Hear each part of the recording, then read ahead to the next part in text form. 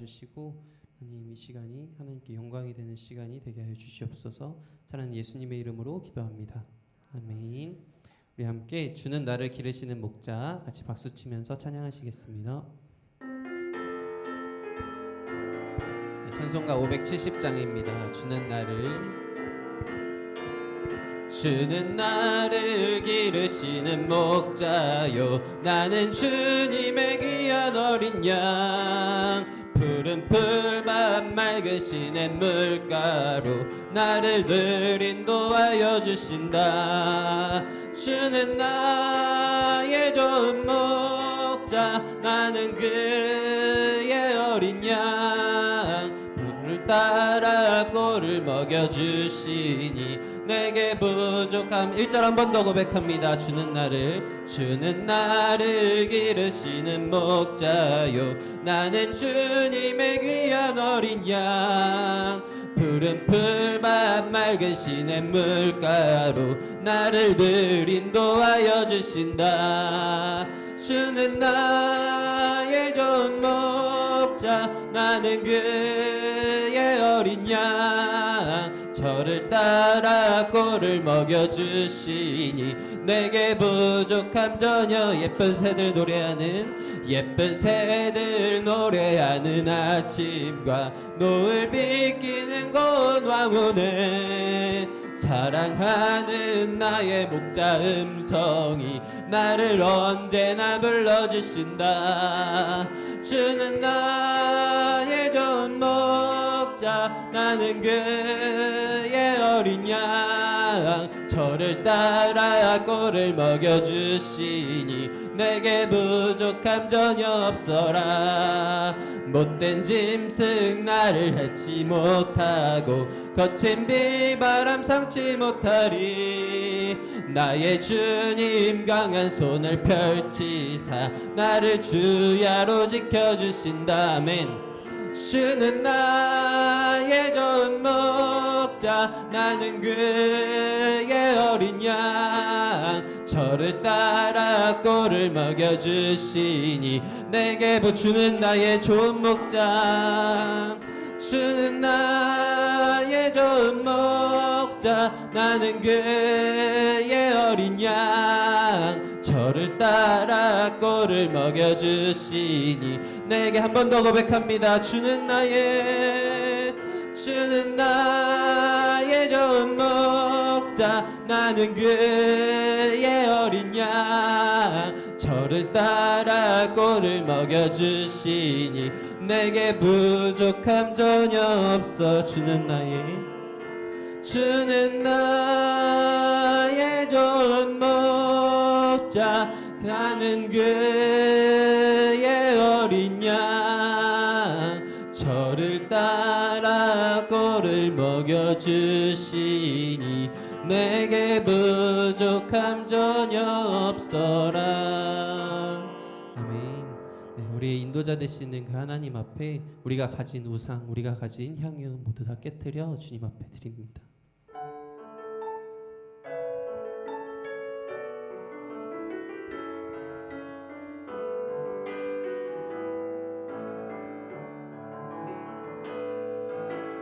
내게 있는 향유옥합 주께 가져와 그 발 위에 입 맞추고 깨트리. 한 번 더 고백합니다. 내게 있는 향유옥합, 내게 있는 향유옥합 주께 가져와 그 발 위에 입 맞추고 깨뜨립니다.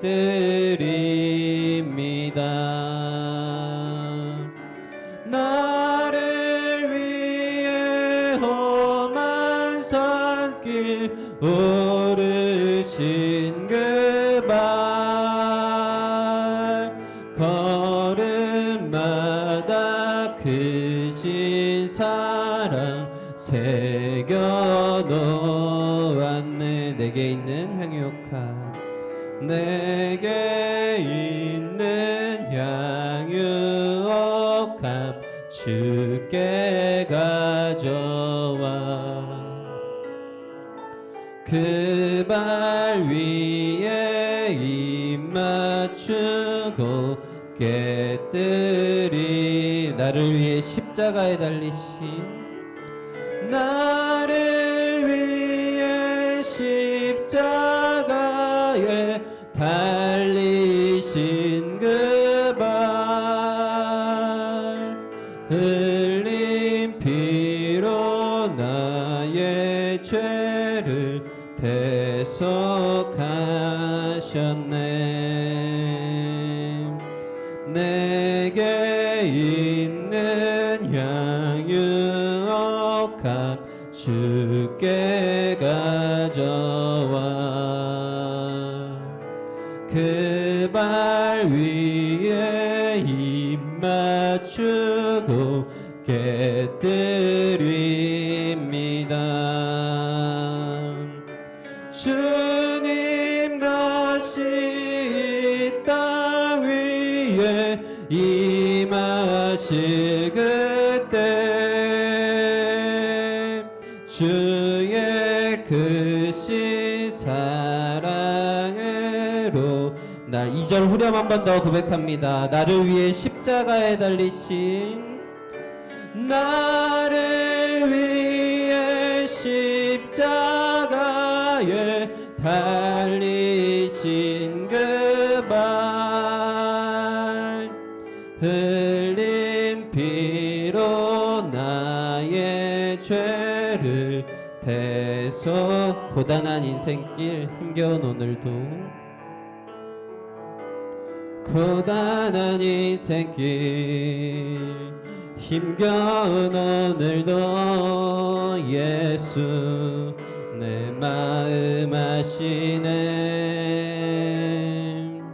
지나간 아픔도 마주할 세상도 예수 내 마음 아시 한 번 더 고백합니다 고단한 인생길 고단한 인생길 힘겨운 오늘도 예수 내 마음 아시네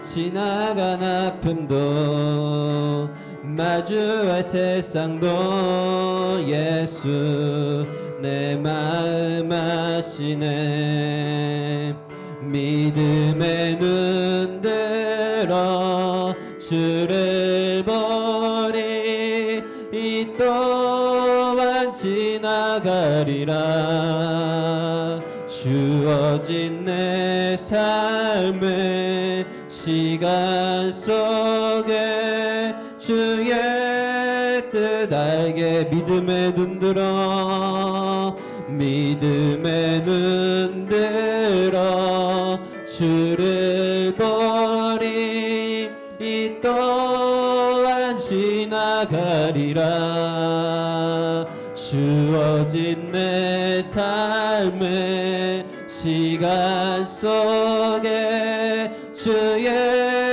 뜻 목소리 높여 고백합니다 믿음의 눈 들어 믿음의 눈 들어 주를 보리 이 또한 지나가리라 주어진 내 삶의 시간 속에 주의 뜻 마지막으로 한 번 더 고백합니다 믿음의 눈 들어 주를 보리 이 또한 지나가리라 주어진 내 삶의 시간 속에 주의 뜻 알게 하소서 시간 함께 기도하길 소망합니다.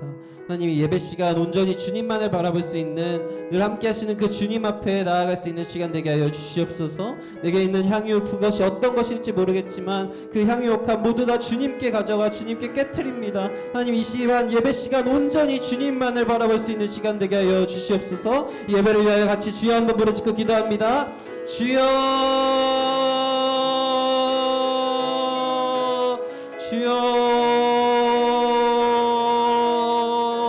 아버지 주님, 우리가 이 세상 속에서 아버지 주님 살아가다 있다 자리였습니다.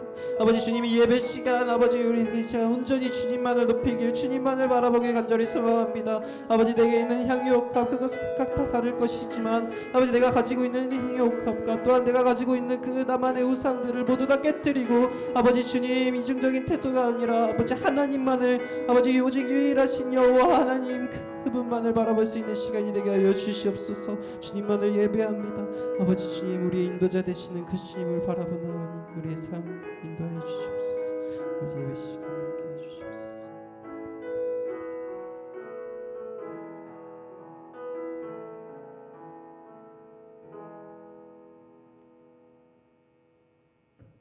자비롭고 은혜로우신 하나님 아버지, 감사합니다.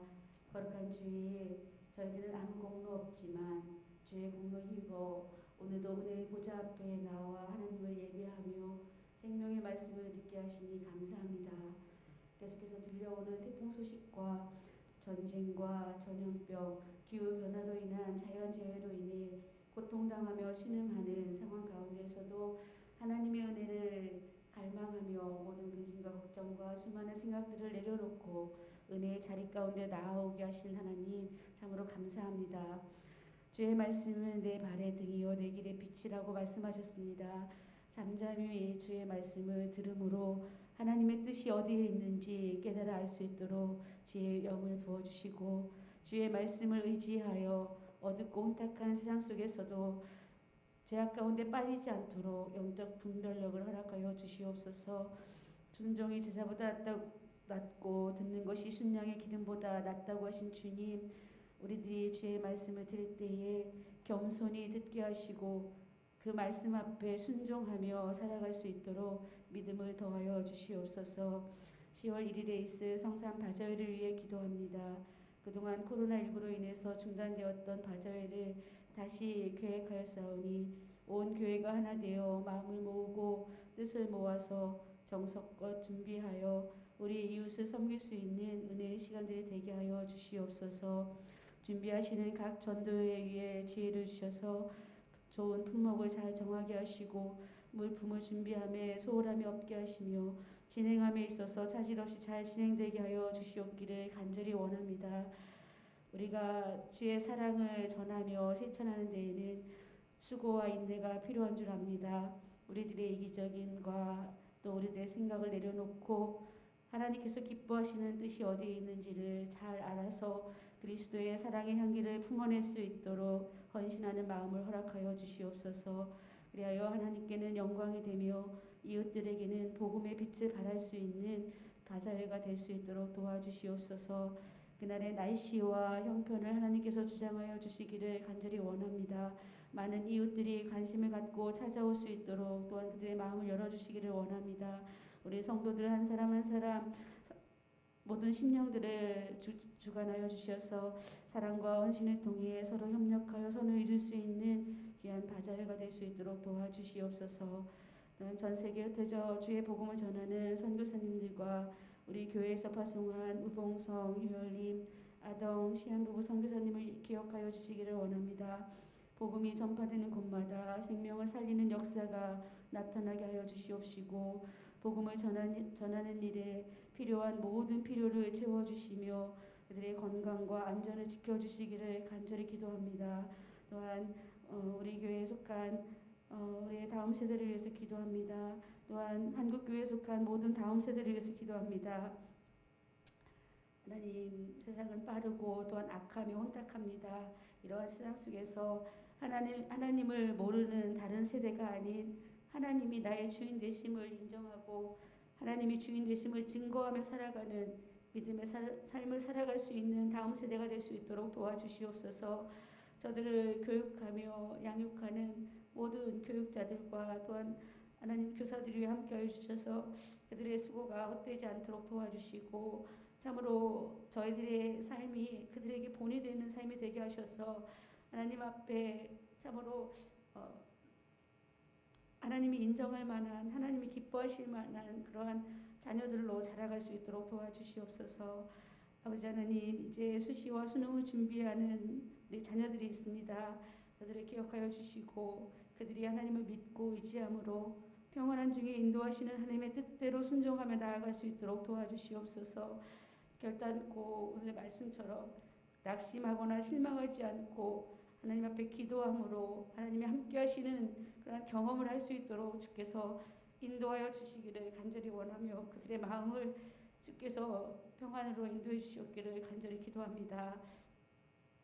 주일학교와 교회 공동체 가운데 모든 예배를 회복시켜 주시고 또한 기도를 회복시켜 주시기를 원합니다. 우리의 어려움을 아시고 우리의 기도를 들으시는 하나님께 우리의 모든 어려움과 낙심된 상황들을 기도함으로 문제들을 해결받는 은혜를 우리 가운데 허락하여 주시옵소서. 하나님 아버지, 저희들은 하나님의 은혜 아니면 살아갈 수 없기에 오늘도 우리의 시선을 십자가에 못 박히신 예수 그리스도를 향하기를 원합니다. 모든 필요를 채우시고 함께 하시는 예수 그리스도를 기뻐하며 믿음의 경주를 끝까지 달려갈 수 있도록 인도하여 주시옵소서. 이 시간 말씀을 전하시는 전재국 목사님께 진리의 영을 충만하게 하여 주시기를 원합니다. 성령께서 이끌어 주시어서 말씀의 능력을 더하여 주시옵기를 원합니다. 요한계시록의 크고 비밀한 놀라운 말씀을 선포하실 때에 우리를 새롭게 하며 우리의 삶을 변화시키며 우리의 믿음을 더욱더 회복케 하는 귀한 말씀이 될 수 있도록 주께서 인도하여 주시옵소서. 오늘도 듣는 귀를 열어주시고 듣는 마음을 허락하여 주시어서 하나님의 말씀이 우리의 삶을 하나님 더욱더 풍요롭게 하는 귀한 은혜의 시간이 될 수 있도록 주께서 이끌어 주시옵기를 간절히 원하오며 살아계신 예수 그리스도의 이름으로 기도드리옵나이다.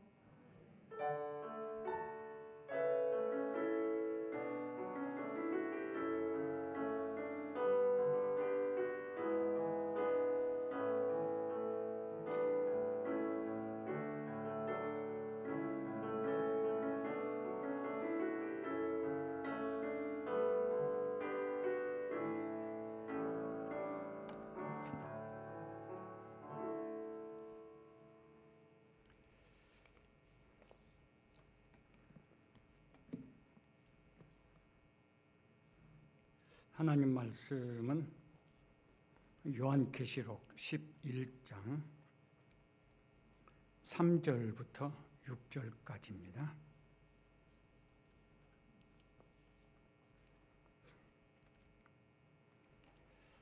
(11장) 3절부터 6절까지 덕절이니까 우리 한번 한 목소리로 같이 읽어보시죠. 3절부터 6절입니다. 시작. 내가 나의 두 증인에게 권세를 주리니 그들이 굵은 베옷을 입고 1260일을 예언하리라.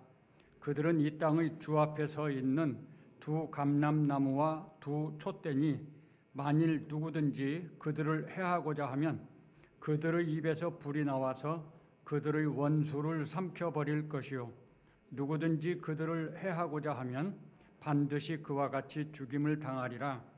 그들이 권능을 가지고 하늘을 닫아 그 예언을 하는 날 동안 비가 오지 못하게 하고 또 권능을 가지고 물을 피로 변하게 하고 아무 때든지 원하는 대로 여러 가지 재앙으로 땅을 치리로다. 아멘.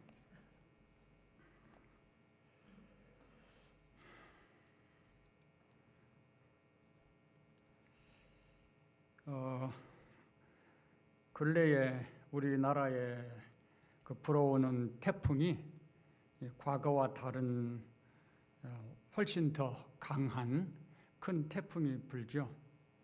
그러다 보니까 여기저기서 난리의 소식들이 많이 들립니다.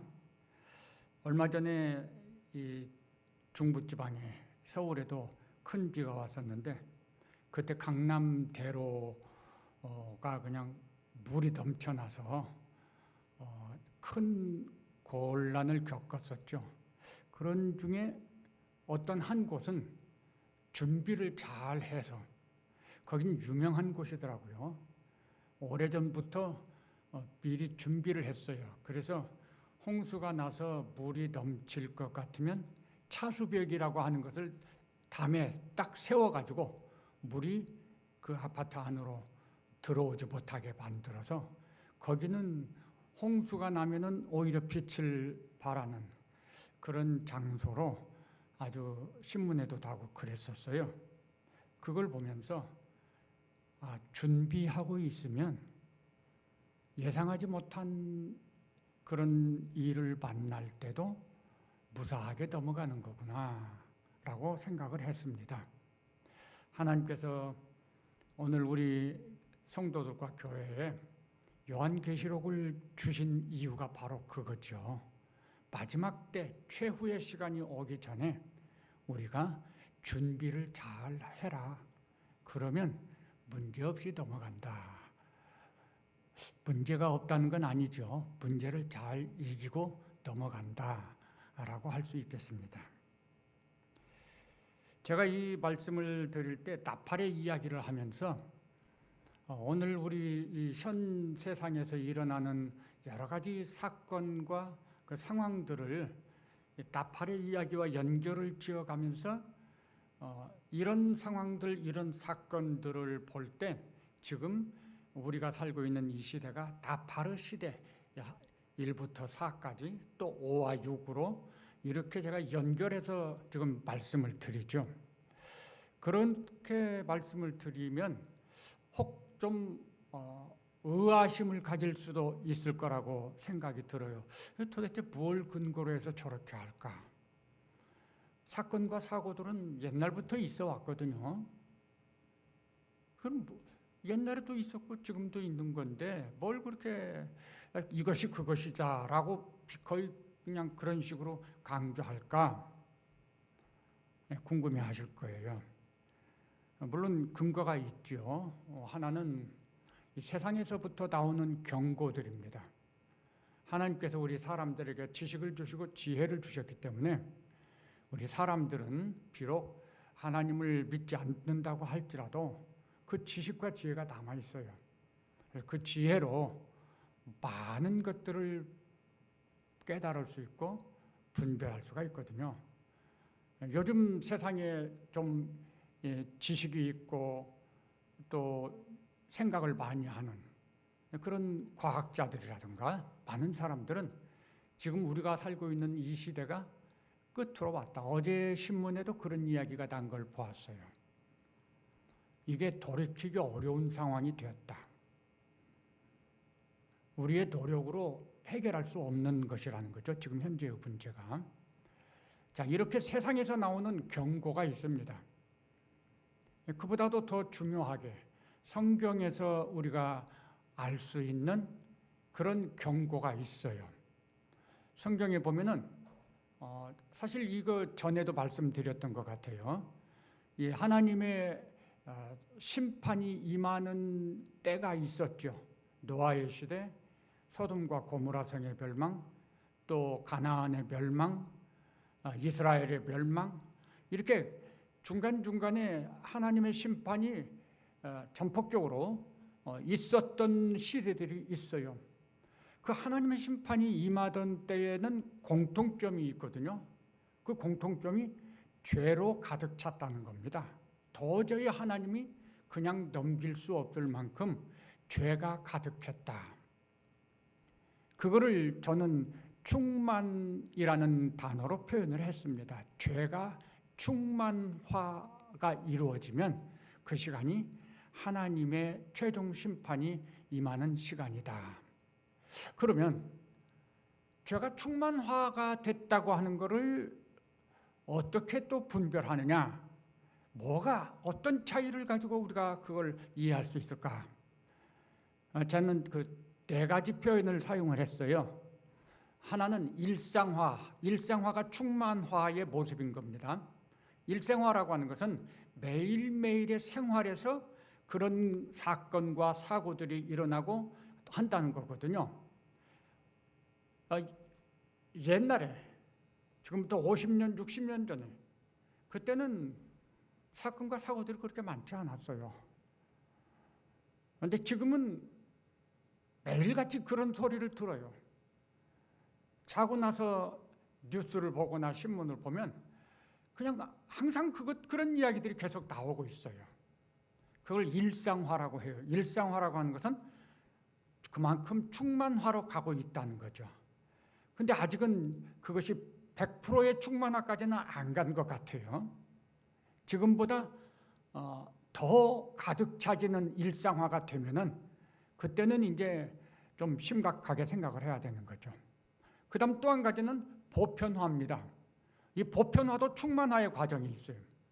보편화라고 하는 것은 죄악된 그 죄를 범하는 사람들이 남녀노소 가리지 않는다는 거죠. 옛날에는 나이든 어른들이 악을 행하는 일이 그렇게 흔치 않았습니다. 10대의 아이들이 그렇게 물론 자기들끼리 싸우고 이런 건 있지만 그 10대의 아이들이 마약을 하거나 심지어는 포주를 하거나 이런 거 없었습니다. 그런데 지금은 남녀노소 가리지 않죠. 옛날에는 젊은 엄마들이 자기 아기를 해치는 일은 없었습니다. 그런데 지금은 그런 일들이 자주 이야기거리가 돼서 나오고 있어요. 그게 보편화라는 겁니다. 세상에 사는 모든 사람들이 남녀노소 가리지 않고 죄를 범하고 있다는 거죠. 역시 이 보편화도 충만화로 아직 충분히 100% 가지는 않은 것 같아요. 그러나 옛날보다 지금은 많이 가고 있다 이렇게 생각을 하고 있어요. 그 다음 또 하나가 대형화입니다. 대형화라고 하는 것은 사건이 한번 나올 때 예를 들어서 옛날에는 살인사건은 어쩌다 한 번 있는 일이었어요. 사람 하나 죽는 것이 신문에 대서특필될 정도로 큰 사건이었습니다. 그런데 지금은 사람 하나 죽는 이야기가 없어요. 사건이 나서 사람들이 다치고 죽었다 그러면 많은 사람들이 그냥 죽는 거죠. 비행기 사고도 자주 나고 선박 사고도 자주 나고 그러니까 사람들이 죽어나가는 것이 비중이 그 옛날하고는 비교가 안 돼요. 많은 수가 한꺼번에 막 그렇게 죽음을 당해요. 그런 이유 중에 하나는 또 전쟁도 있는 거죠. 기근도 있고요. 이게 대형화, 사건의 대형화예요. 불이 나도 엄청 큰 불이 나요. 쉽게 꺼지지 않는. 옛날에는 한두 시간이면 끄는 것들이 이제는 한 달, 두 달씩 간단 말이죠. 태풍도 대형화가 됐죠. 지금도 대형화로 가고 있어요. 아직 그것도 100%가 되지는 않은 것 같아요. 100%라는 것은 이 일상화, 보편화, 대형화가 총체적으로 함께 다 100%가 돼서 끝까지 다 차버리면 그러면 그게 진짜 충만화라고 할 수가 있어요. 그러면 더 이상 그 땅은 기대할 수 없는 땅이 되는 거예요. 성경은 바로 그 시간이 하나님의 심판이 임하는 때다. 그게 이제 성경이 우리에게 가르쳐주고 보여주는 이야기입니다. 우리가 이 계시록의 나팔의 이야기들을 통해서 보아야 되는 것이 지금 이 세상이 어느 방향으로 가고 있고 그 가고 있는 그 시점이 어느 정도에 와 있는가. 이 충만화라고 하는 마지막 최종 심판이 임하는 그 시간과 대조해 볼 때 어느 정도로 가고 있는가. 세상의 학자들의 말을 빌리면 그렇게 많이 남지 않았습니다. 이 시간이. 자, 그러면 그런 세상에 지금 우리가 살고 있어요. 여기에 우리들이 상당히 생각해야 될 부분이 있습니다. 이 세상에서 우리 성도들에게 주어진 사명이 무엇이요? 선지자의 역할, 예언하리라. 살기 좋은 때에 예언하리라 하면 좀 부담이 덜할 것 같아요. 근데 우리가 살고 있는 이 세상이 어떤 세상이죠? 끝이 가까운 세상이에요. 끝이 가까운 세상은 어떤 세상인가요? 악이 가득 찬 세상. 점점 악이 가득 차져요. 사람들의 성품이 악해집니다. 악한 사람들이 많아집니다. 거짓말하는 사람들이 가득 차집니다. 이기적인 사람들이 많아집니다. 유감스럽게 마지막 때는 그런 사람들이 힘을 가지게 될 것입니다. 그러니까 이 세상은 악으로 가득 찬 세상이 되는 거예요. 그렇게 해서 결국 어떻게 변하죠? 두 무리로 이렇게 확정이 되는 거 아닙니까? 우리가 읽은 이 11장에 지금 두 무리로 확정이 되는 것이 나왔어요. 그런데 이 두 무리의 비율이 성전 안과 성전 바깥이잖아요. 성전 안에 있는 사람 수가 아무리 많다고 해도 성전 바깥에 있는 사람들의 그 수에 비하면 게임이 안 될 만큼 작은 수예요. 바깥이 훨씬 비교할 수 없이 많은 수입니다. 우리에게 주어지는 현실은 아주 냉엄해요. 우리는 포위당한 상태에 있다는 거죠. 이 두 무리로 구분되어서 영적인, 그러니까 필연적으로 영적 전쟁이 일어나는 것인데, 이런 상황을 설명한 것이 아마겟돈 전쟁이라고 흔히 말하는 그거예요. 계시록 16장 14절부터 16절까지인가요? 보면은 거기 아마겟돈이라는 지명이 나오고, 거기에 사탄이 자기의 부하들을 다 불러 모은다고 그렇게 설명되어 있어요. 하나님과 최후의 전쟁을 하기 위해서 불러 모은다는 거예요. 그 지명이 아마겟돈이에요. 근데 그 16장은 대접을 쏟아붓는 장면이거든요. 근데 실제로 아마겟돈 전쟁이 있다고 하면 그것이 무엇일까? 여기 계시록 11장에서 두 무리로 나뉘어져서, 그래서 여기서 지금 일어나고 있는 이 영적 전쟁의 모습이 그게 바로 아마겟돈 전쟁이라고 할 수 있는 거예요. 완전히 두 무리로 구분돼서 서로 적대 관계에 있죠. 하나님을 거역하고 대적하고, 하나님을 경배하고 따르고, 어쩔 수 없이 부딪혀요. 근데 요한계시록 20장에서는 아마겟돈 16장에서는 이렇게 장소를 구분해 놓은 것 같이 설명이 되고 있지만 20장에서는 그렇게 설명되어 있지 않아요. 사탄의 그 속한 무리들이 성도들의 진과 사랑하는 성을 포위하고 있다, 이렇게 또 설명을 했어요. 역시 아마겟돈과 비슷한 표현이죠.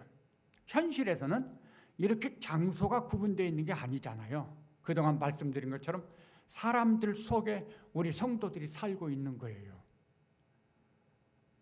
그러니까 우리들이 지금 세상 속에, 여기 이렇게 세상 속에 있는 것처럼 세상 속에 우리가 들어있어요. 거기에 우리 자리가 있는 거예요. 거기에서 우리들 각자가 우리를 둘러싸고 있는 세상 사람들과 대립하고 있는 것. 내가 대립하려고 막 원수 짓고 하는 거 아닙니다. 우리는 예언하리라의 삶을 살죠. 우리는 하나님께서 우리에게 명하시고 원하시는 것을 하면서 살아요. 그것뿐이에요. 그러나 세상은 하나님을 대적하기 때문에 그런 우리에 대해서 곱게 놔두지 않죠. 대적하는 거죠. 싸움이 벌어지는 거죠. 다시 말해서 우리에게 선지자의 사명이 있고, 우리가 선지자의 사명을 감당하기 위해서 예언하리라 하면서 이 세상을 살아가야 되는데, 우리가 이 사명을 감당하며 살 이 세상은 이런 모습이라는 거죠. 그러니까 당연히 부담이 되고 염려가 생길 수밖에 없어요. 어떻게 그 일을 할 수 있을까? 자신이 없을 수 있죠. 너무 힘들다고 생각이 되겠죠. 그래서 하나님께서 우리의 그런 염려를 아시기 때문에 오늘 읽은 말씀에서 약속을 주셨습니다. 약속이 크게 두 가지인데요. 하나는 보호의 약속입니다. 참 감사하게 하나님께서는 하나님의 사람들에게 뭔가 할 일을 맡기실 때 그냥 맡기는 게 아니에요. 언제나 하나님은 함께 하십니다. 우리가 혼자인 것 같지만 혼자 아니에요. 하나님이 없으면 우리가 할 수 없죠. 하나님 함께 하십니다. 약속 중에 가장 큰 좋은 복된 약속이 내가 너와 함께 하마, 이 약속이에요. 성령께서 우리와 함께, 예수님이 우리와 영원히 함께 하시기 위해서 성령으로 우리 안에 다시 오신 거거든요. 생각해 보면 광야에서 피난 생활하던 모세를 이스라엘 백성을 출애굽시키기 위해서 애굽에 보내시려고 하죠. 야, 내가 너를 통해서 내 백성을 구해내려고 한다. 너 좀 가서 내가 시키는 대로 해라. 아유, 하나님, 나 못해요. 모세는 애굽의 왕자로 있었기 때문에 애굽의 왕의 그 왕실의 그 권위와 권세가 어떤 것인지 너무 잘 알아요. 자기가 그걸 다 경험해 봤거든요. 그러니까 그것을 대항해서 모세가 싸운다, 이건 상상할 수가 없는 거였습니다. 근데 하나님이 자꾸 권해요. 아니야, 난 너를 통해서 하려고 해. 너 가. 모세가 몇 번 못한다고 하죠. 그러니까 하나님께서 좀 화를 내시면서 가라고 하시죠. 막 증거를 보여주시면서. 그때 하나님이 모세에게 하신 약속이 하나 있어요. 딱 한 가지 약속을 했어요. 그 약속이 뭔지요? 내가 너와 함께하마. 내가 너와 함께하마. 이 약속이었어요. 전 그 약속 정말 믿어요. 저도 그렇게 해서 교회를 개척했거든요. 그 약속 하나 믿고 아무것도 없는데 교회를 좋습니다. 그런 데가 한번 해보죠. 하고 백지장 가지고 시작을 해봤어요. 하나님 약속대로 해주셨었습니다. 이 약속 이상 더 좋은 게 없어요. 하나님이 나와 함께하면 모든 상황에서 하나님이 도와주시고 보호해 주셔요. 방패가 되어주십니다. 물론 여기에도 구체적으로 보호의 약속이 있어요. 5절에 보면 그 누군가가 그들을 해하고자 하면 그들 입에서 불이 나와서 그들의 원수를 삼켜버릴 것이요. 누구든지 그들을 해하고자 하면 반드시 그와 같이 죽임을 당하리라. 이런 말 듣고 우리 혹시 통쾌한 심정이 생길까 염려돼요. 이게 통쾌한 심정이 되면 안 되겠죠. 이게 누가 이렇게 해주시는 거죠? 내가 하는 거 아니죠. 하나님께서 그렇게 해주시겠다는 거죠. 그러니까 이게 우리를 보호해 주시겠다는 약속이에요. 우리는 다만 하나님께서 우리에게 맡기신 일을 감당하면 되는 거죠. 그 다음에 우리에게 모든 필요한 것들에 대해서 하나님이 알아서 해주신다는 거예요. 우리와 함께 하시는 하나님께서. 그걸 믿으라는 거죠. 근데 우리가 혹시 잘못해서 하나님 좀 보여준 거를 보여주세요. 이럴 수 있어요. 조금 너무 어린아이의 태도다. 기드온이 하나님께서 내가 너 통해서 구원해내겠어 그랬을 때 하나님을 그 명령에 대해서 테스트하죠. 솜털을 놓고 거기에만 이슬이 내리고 땅에는 이슬이 없고. 근데 그거 가지고 만족을 못했어요. 그러니까 이번 뒤집어요. 솜털에는 없고 땅에만 있고. 그래도 하나님께서 들어주시잖아요. 그러면서 보호해 주신다고 약속을 하시죠. 하나님 그렇게 하십니다. 우리가 염려하지 않고 우리 할 일 감당하면 되는 거죠.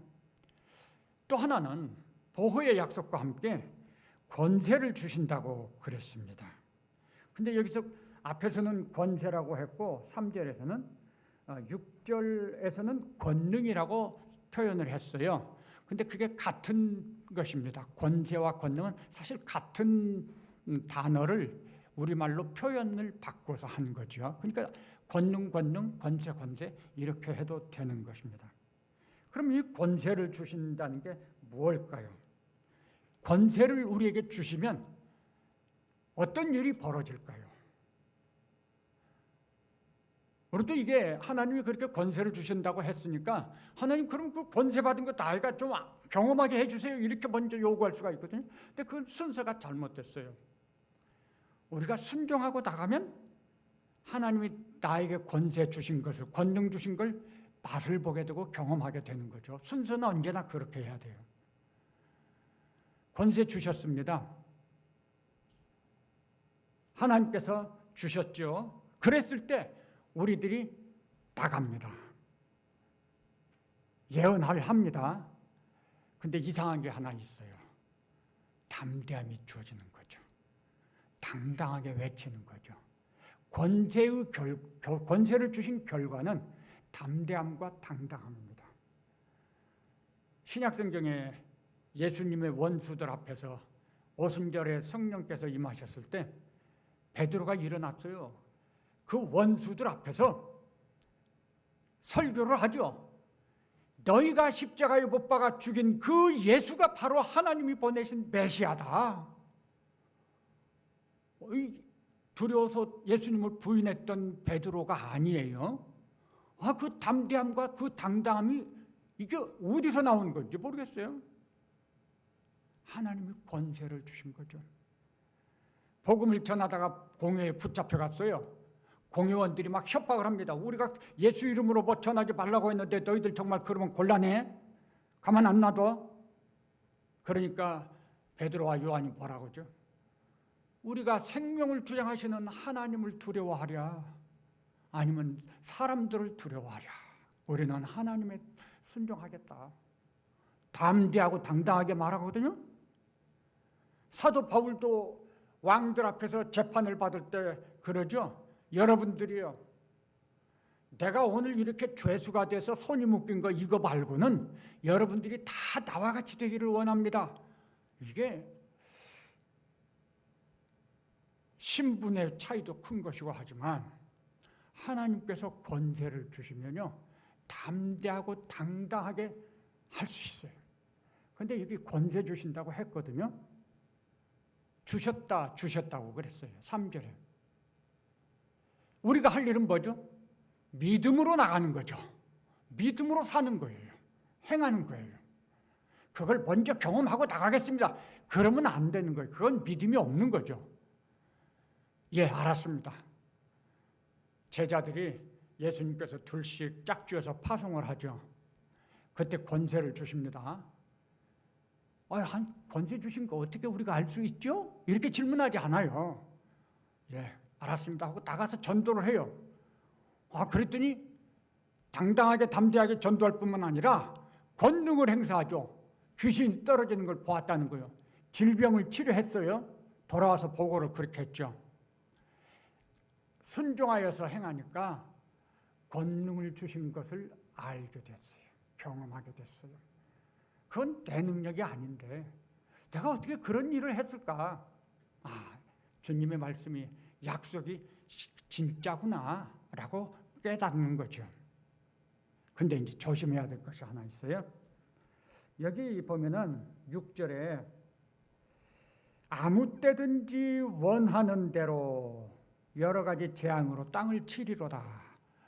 이게 참 좀 곤란한 말씀이 하나 있어요.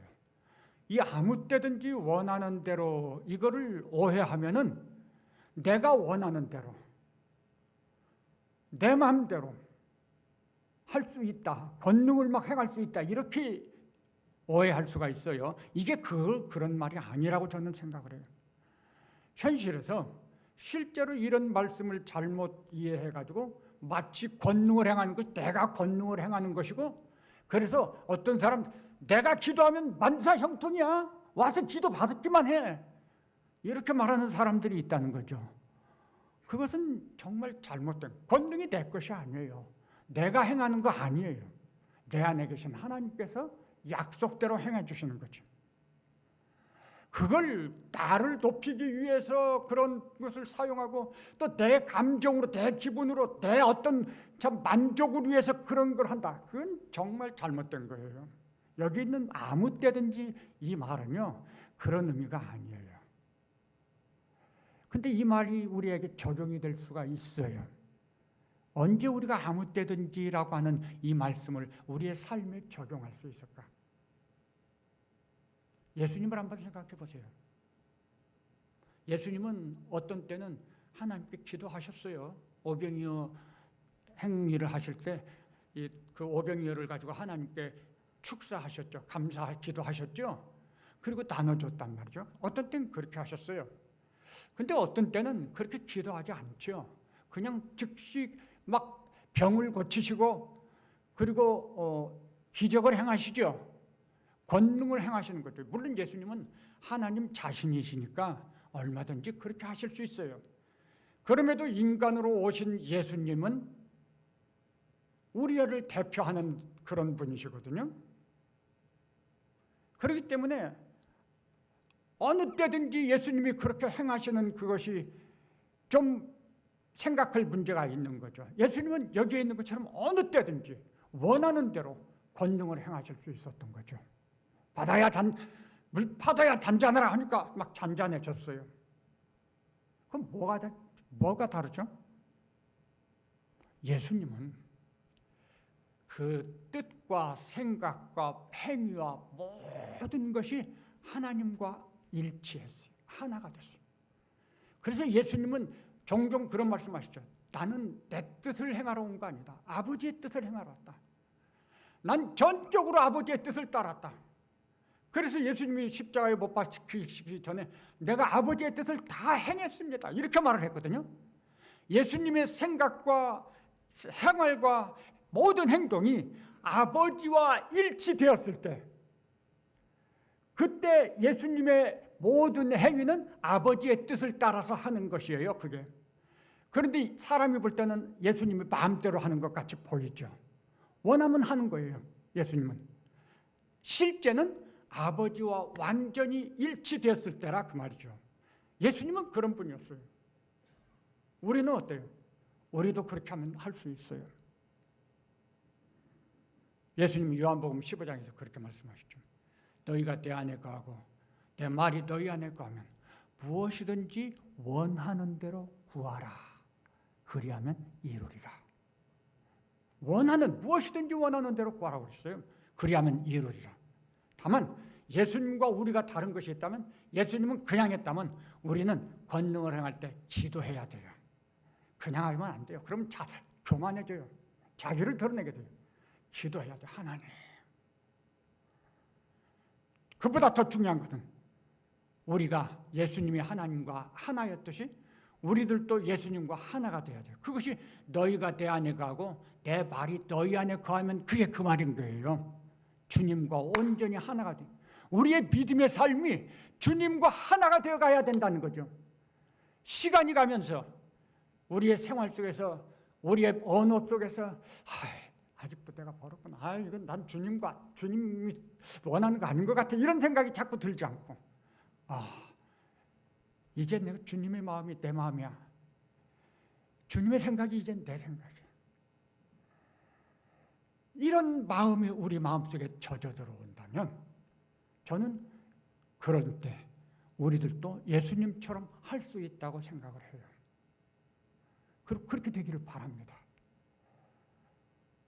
얼마나 우리의 삶이 정말 주 안에서 활력이 넘치는 기쁨이 넘치는 성령 충만 삶이 되겠습니까? 기도라는 것도 그래요. 무엇이든지 원하는 대로 구하라죠.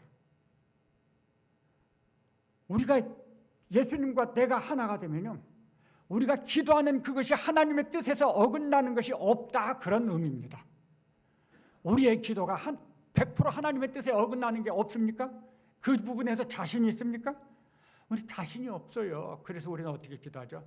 내 뜻대로 마시고 주님의 뜻대로 되기를 원합니다라고 이렇게 첨부하잖아요. 그런 거 말할 필요가 없는 거예요. 자신이 있다면. 그렇게 될 수 있는 거예요. 우리의 믿음의 목표를, 그런 목표를 한번 가져보고 내가 주 안에 가고 주님 말씀이 내 안에 가고 내가 한번 그렇게 그걸 내 목표로 삼고 한번 내가 살아보겠습니다 할 수도 있을 거라고 봐요. 엘리야 선지자는 가멜산에서 그 바알 선지자들과 싸울 때 혼자였잖아요. 백성들도 하나님을 믿지 않습니다. 완전히 뭐 일대 바알 선지자들 450명, 아세라 선지자들 뭐 한 400명, 그 다음에 아합과 그 군대들, 그리고 또 백성들, 정말 비교할 수 없죠. 바알 선지자들이 하루 종일 기도했는데 응답이 없었죠. 이제 저녁 때가 돼서 엘리야 선지자가 기도를 하죠. 엘리야 선지자의 기도를 유심히 보십시오. 열왕기상 18장 35절인가 있어요. 엘리야 선지자가 길게 기도하지 않습니다. 딱 3마디 하는데요. 하나님이 살아계신 하나님이신 것, 그리고 내가 하나님의 일꾼이라는 것, 그리고 내가 하는 이 행위, 내가 하는 이 말이 하나님의 뜻을 따른 것이라는 것을 나타내 보여주십시오. 그래서 그게 권능으로 재물에 불이 떨어져 태운 거예요. 언제나 예언과 권능의 관계라는 것은 우리는 하나님의 말씀을 따라서 예언하는, 즉 순종하는 삶을 사는 것이고, 권능은 우리의 말이 진짜고 우리가 진짜 하나님의 일꾼이라고 하는 것을 증거해 주는 것으로서 나오는 거예요. 하나님께서 해 주시는 거예요. 이런 것보다 앞서서 권능을 하는 그 내가 나를 드러내기 위한, 나를 높이기 위한 것밖에 아닌 거예요. 만일 우리가 주변에서 누가 권능을 자꾸, 내가 권능을 행한다고 자꾸 주장한다면 조금 경계심을 가져야 돼요. 거기 따라가지 않는 것이 좋을 것 같아요. 항상 이게 순서라는 것이 있다는 걸 기억하시고요. 하나님께서 명하신 그 사명, 선지자의 사명을 잘 감당할 수 있도록 이렇게 약속을 주셨습니다. 그렇다면 이제 우리는 어떻게 선지자의 사명, 예언하는 이 일을 감당할까요? 여기 보니까 방식을 또 말씀하셨어요. 3절에 보면요. 내가 나의 두 증인에게 권세를 주리니 그들이 굵은 배 옷을 입고 1260일을 예언하리라. 1260일은 42달과 똑같은 그 기간입니다. 근데 그 42달을 왜 1260일이라고 날수로 표현을 했을까? 그건요, 우리의 삶의 특징을 말하는 거죠. 동일한 시간이고 동일한 그런 기간입니다. 이방인들은 짓밟는 거예요. 우리는 예언하는 거고, 이 영적 전쟁하니까 막 칼 들고 서로 싸우는, 대적하는 그런 걸 상상하면 안 돼요. 우리는 우리 일을 하는 거죠. 우리는 예언하는 겁니다. 그것 자체가 영적 전쟁이에요. 그런데 우리는 1260일이에요. 저들이 짓밟는 그 기간 내내 매일매일 우리는 예언의 삶을 사는 거죠. 우리는 매일매일 그걸 해야 돼요. 멈추지 않아야 돼요. 그 삶이 계속 유지돼야 돼요. 빠짐없어요. 다시 말하면 마지막 때 우리 성도들의 일상이 그렇다는 거죠. 우리는 먹고 마시고 모든 생활 속에서 일상이 예언하리라를 행하는 그런 일상이다. 그런 방식으로 우리의 삶이 사라져야 된다. 근데 복장이 이상하죠. 굵은 베옷을 입고 하라는 것입니다. 이 굵은 베옷을 입는다는 것은 이 성경에 보면은 회개할 때, 정말 자기의 죄를 회개할 때 그 회개하는 사람들이 이런 복장을 해요. 굵은 베옷을 입고 죄를 뒤집어 쓰고 그리고 앉아서 무릎을 꿇고 회개하죠. 그러니까 여기서 굵은 베옷을 입고 예언한다고 하는 것은 결국 회개하는 모습을 보여주라고 하는 것입니다. 회개하는 모습이에요. 우리의 삶은 회개하는 자의 삶인 거예요. 우리가 뭐 회개할 것이 있나요? 라고 질문하지 마시고요. 회개하는 자의 삶을 살아? 이것 자체가 예언의 모습입니다. 세상 사람들은 앞으로 우리의 세상은 잘 먹고 잘 입고 잘 살게 될 거예요. 유토피아를 했죠. 인조인간이 만들어지면 우리들은 좀 더 편안하게 살 거예요. 고생하지 않아도 될 거예요. 질병의 문제도 그 인조인간들이 훨씬 더 잘 꼼꼼하게 살펴볼 거예요. 치료해 줄 것이고. 우리는 그저 먹고 마시고 놀고 즐기면 되는 세상이 올 수 있어요.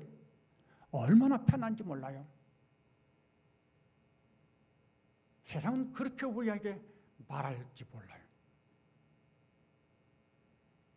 근데 우리는 그렇게 말하는 사람들 속에서 굵은 베옷을 입고 날마다 회개합니다. 회개합니다. 회개합니다 하고 살아요. 이것 자체가 예언의 모습인 거예요. 다시 말해서 우리의 마지막 때의 삶은 예언의 모습의 삶인데 가장 두드러지게 그것을 보여주는 삶의 특징은 회개의 모습이라는 거죠. 그것도 모든 사람, 성도들이 다 같은 복장을 해야 되잖아요.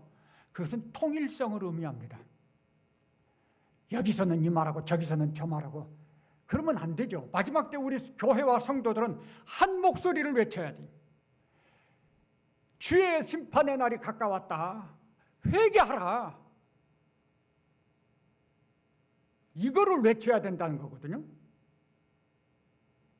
예수님이 처음 오셨을 때는 회개하라, 천국이 가까웠다. 예수님이 오셨다는 말이죠. 예수님이 두 번째 재림하실 때는 어떻게 외쳐요? 회개하라, 주의 재림의 날이 가깝다. 주의 재림이 눈앞에 왔다.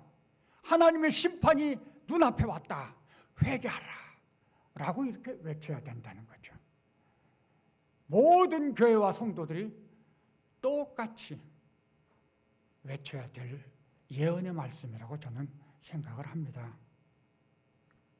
예언하리라 명령이 아니죠. 예언해라 이러면 명령입니다. 근데 선언이에요. 예언하리라. 명령하지 않고 선언을 했다는 것이 조금 생각해 볼 문제가 있다고 여겨져요. 명령은 우리가 의무적으로 순종을 해야 되는 것입니다. 구약의 선지자들에게는 다 명령을 해요. 이렇게 해라 저렇게 해라. 그리고 선지자들은 의무적으로 순종을 해야 됐어요. 근데 예언하리라 이것은 선언이지만 명령은 아니란 말이죠. 다시 말해서 이것을 행하는 것은 자율적인 헌신에 맡긴다는 거죠. 우리들이 할 수도 있고 안 할 수도 있어요. 어떤 사람은 하겠죠. 그때 어떤 사람은 여러 가지 이유와 핑계가 있어요. 할 수 없는 상황들을 말하면서 난 못해요라고 할 수 있어요. 그럴 수 있다는 거죠. 그러나 우리는 한 발걸음 더 생각을 해야 돼요. 마지막 때 내가 그렇게 하지 않는다는 것은 결국 무엇입니까? 세상 속에서 하나님을 진심으로 경배하는 모습으로서는 부족한 거죠. 생명을 내놓고 주님을 따르는 삶에서 볼 때는 부족한 것이죠.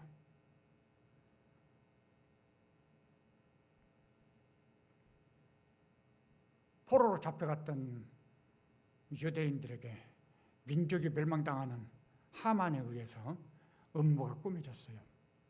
그 음모를 모르드게가 알고 당시 왕후였던 에스더에게 말하죠. 야, 지금 이런 음모가 꾸미고 있어. 우리 민족이 몰살당하게 생겼어. 네가 좀 어떻게 해봐. 아이고 삼촌, 임금이 불러야지 나가는데 내가 지금 임금이 부르지 않아서 못 나간 지 한 달도 더 됐어요. 그냥 나가면 죽어요. 나도 어떻게 할 수 없어요. 처음엔 그렇게 변명하고 거절하죠. 모르드게, 야, 네가 지금 이때에 이 나라의 왕후가 된 것은 지금 이때를 위해서 하나님께서 너에게 그런 자리를 주신 것이라고 생각할 수 있지 않아? 만일 네가 그 너에게 주어진 하나님의 그 뜻을 생각하지 못하고 핑계하고 하지 않는다면 하나님께서 이 백성은 다른 어떤 방식으로 하나님의 방식으로 얼마든지 구하여 주실 것이다. 그러나 너와 너의 가정은 책임질 수 없다. 그렇죠. 에스더가 모르드게의 그 충고를 듣고 깨달았어요. 아, 그렇구나. 내가 죽더라도 나가야지.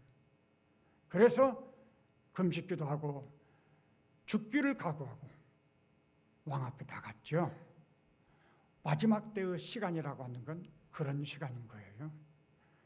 하나님의 뜻을 따라 삶으로 내가 죽으면 죽겠습니다. 죽기를 각오하고 헌신하는 시간이었죠. 모든 주님의 백성들이 그렇게 해야 되는 거죠. 하나님 나라 백성이라면 그렇습니다. 내가 하나님 나라 백성이고 내가 하나님의 자녀고 내가 구원받은 자라면 그렇게 하는 것이 올바른 것이다. 그거에 대해서 어떤 이유와 변명을 말하려고 하지 말자. 무엇을 예언하죠?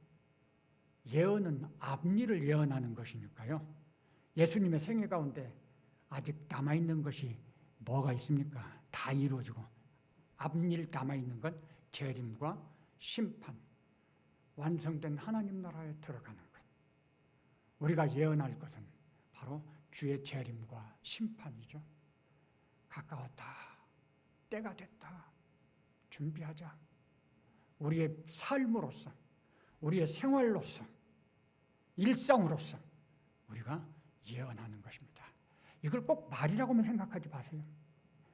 사실 우리가 살고 있는 이 시대가 악해진 만큼 우리가 말로써 사람을 마음을 어떻게 한다는 건 있을 수 없어요. 생각할 수 없습니다.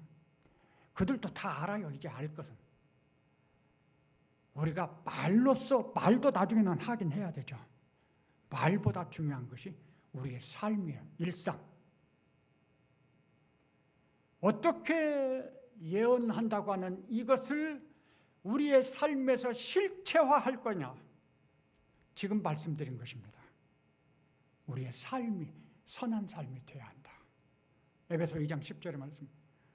우리를 구원하신 목적은 선한 삶을 살게 하기 위해서다. 근데 이제 우리가 오해하면 안 되는 것이 선한 삶이라고 하는 것이 단순히 착한 삶이라고 오해하면 안 됩니다. 단순히 착한 삶은 이 세상 사람들도 많이 해요. 우리보다 더 많이 하는 사람들도 있어요. 회사들도 하고 심지어 이단들도 착한 삶은 살아요. 왜냐? 자기들을 잘 보이게 하기 위해서. 그러니까 우리가 세상 사람들이 생각하는 착한 삶이라고 하면 여기에 성경이 말하는 거하고는 조금 거리가 있어요. 그러면 성경이 말하는 선한 삶이 뭘까요? 예수님은 팔복 말씀하신 다음에 마태복음 5장 13절부터 16절 너희는 세상의 소금이다. 너희는 세상의 빛이다. 라고 말씀하셨어요. 우리가 이 세상을 살아가는데 마지막 때 소금으로 사는 거예요. 빛으로 사는 거예요. 다시 말하면 예수님 닮은 모습으로 사는 거예요. 그게 진짜 선한 거예요. 세상은 거짓말이에요. 세상이. 죄를 밥 먹듯이 하는 세상이에요. 남을 속이고 이기적으로 사는 거예요. 그런 속에서 소금이고 빛으로 살아요. 우리는 정직하게 살아요. 예수님처럼 어떤 경우에도 온유함으로 가지고 살아요. 화평을 드러내면서 살아요. 긍휼히 여기면서 살아요. 저들하고는 너무 다른 모습이죠. 단지 착한 행위가 아니라 삶 자체가 예수님 닮은 그 모습이 이게 진짜 선한 삶이에요. 소금으로 사는 것, 빛으로 사는 것. 그런데 이거 우리 성경 공부 시간에 나중에 설명해야 될 것인데 미리 설명을 하네요. 소금과 빛이 어떻게 사람들에게 영향을 미칩니까? 내가 지금 너희들 썩는 거 봐가. 그러니까 나한테 잘해야 돼. 이렇게 하지 않죠. 소문내지 않아요. 자기 내세우지 않아요. 내가 빛을 비치니까 너희들이 뭐 이렇게 일어나서 일도 하고 먹고 살지. 이런 식으로 하지 않죠. 소금과 빛은 어떻게 합니까? 말 없어요. 소문내지 않아요. 스며들어요. 자기를 낮추고 자기가 녹아지고 스며들죠. 마치 가랑비에 이슬비에 옷이 젖는다고 자기들도 몰라요. 그런데 우리와 함께 살면서 우리 곁에서 우리를 보고 살면서 우리와 함께 이야기하고 살면서 뭔가 느낌이 있어요.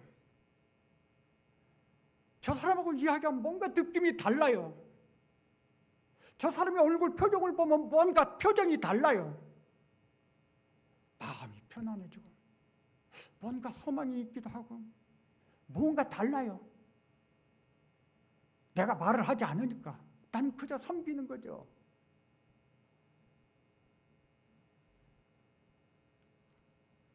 너무 달라요, 세상과. 사람들이 궁금해하겠죠. 그리고 물어볼 거예요. 내가 당신과 알고 지낸 지가 꽤 됐지요. 근데 당신 정말 대단한 사람인 것 같아요. 당신 어떻게 그렇게 살아요? 왜 그렇게 살아요, 당신은? 라고 질문하겠죠. 오늘 제목이 그거예요. 사람들이 우리의 선한 삶, 소금과 빛의 삶, 예수님을 닮은 삶 보면서 느끼면서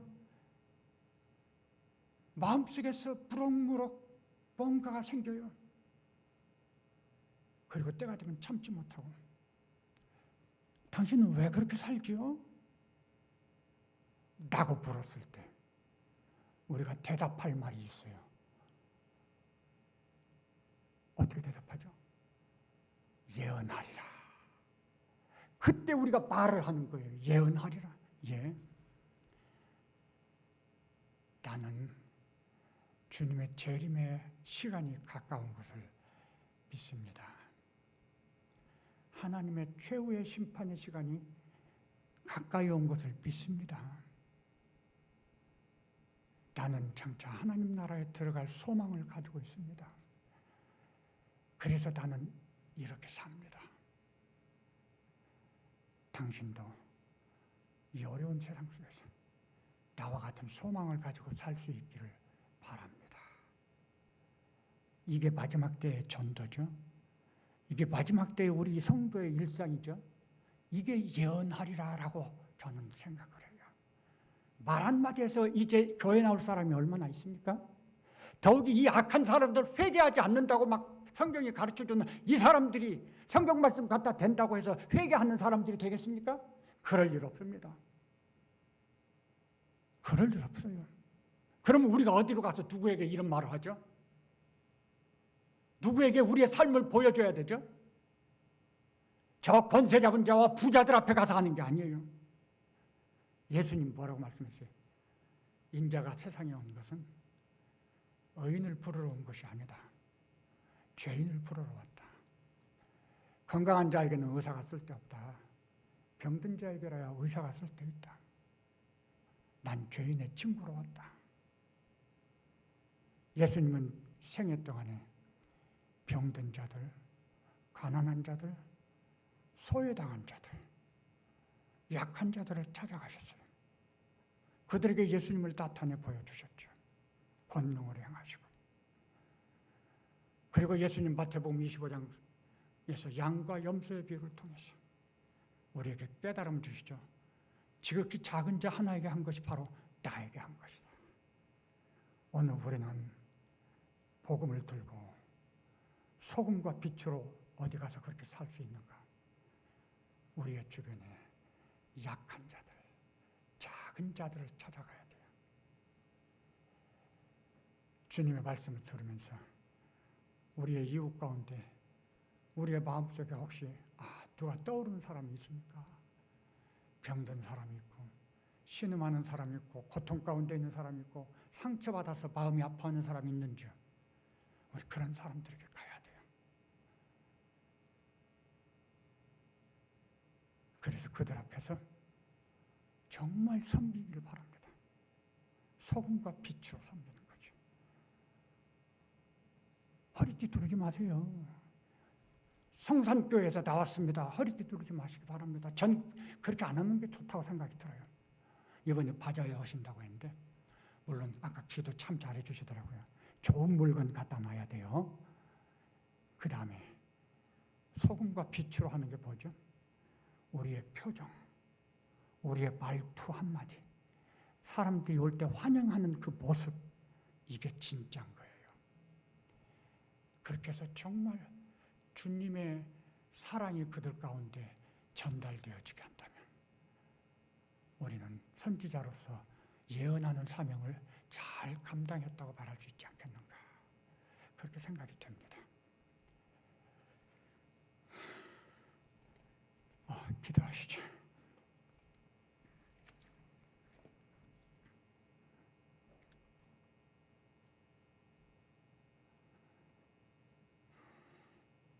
마지막 때 예언해야 되는 선지자의 사명, 저희들이 깨달았고 그것을 감당하리라고 하는 결심을 주님 앞에서 합니다. 우리에게 지혜를 주셔서 세상을 바라보는 눈을 주시고 하나님의 시간을 깨닫는 마음을 주시옵소서. 우리의 삶, 일상에서 예언하는 일을 충성스럽게 소금과 빛으로 잘 감당할 수 있게 도와주시옵소서. 우리가 살아야 하는 세상은 정말 험악한 세상인 것을 기억합니다.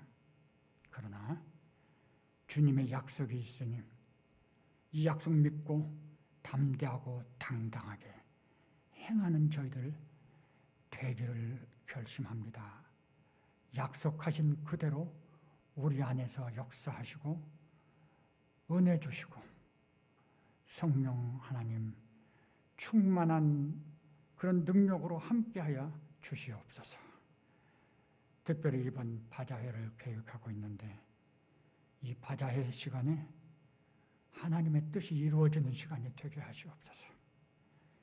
우리의 가정에, 우리의 주변에, 우리의 일터에, 우리의 관계에 있는 아는 사람들 가운데 작은 자가 있는지 저희들이 깨닫게 하시고 그들에게 주님의 마음으로, 주님의 사랑으로 섬길 수 있는 저희들 되게 하여 주시옵소서. 그들 안에서 주님의 뜻을 이루게 하시옵소서. 감사드리고 예수님의 이름으로 기도합니다. 아멘. 지금은 우리 구주 예수 그리스도의 은혜와 하나님 아버지의 크신 사랑과 성령 하나님의 감동, 감화, 충만, 교통하심이 우리 모든 성도들과 그 가정과 범사 위에 또 우리 성산교회 위에 영원토록 함께 계실지어다.